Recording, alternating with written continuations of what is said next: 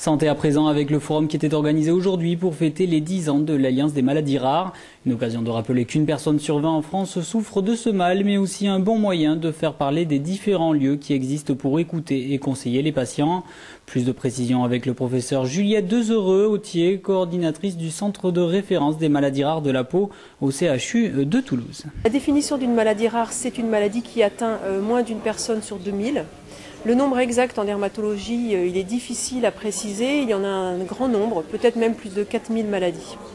Ce sont des maladies qui peuvent atteindre donc la peau, des gens qui ont des anomalies sur la peau visibles, mais aussi ça peut être des anomalies des cheveux ou des ongles. Actuellement, pour ces maladies rares de la peau, qui sont des maladies donc souvent génétiques qui débutent dans l'enfance, il n'y a pas de traitement qui permette de guérir.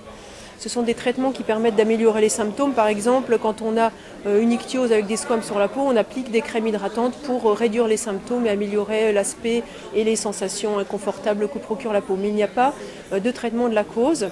Ça, c'est tout le travail de la recherche. Avec, dans un premier temps, la première étape, c'est de comprendre quelle est la cause de cette maladie pour pouvoir après trouver un traitement qui va corriger l'anomalie en question.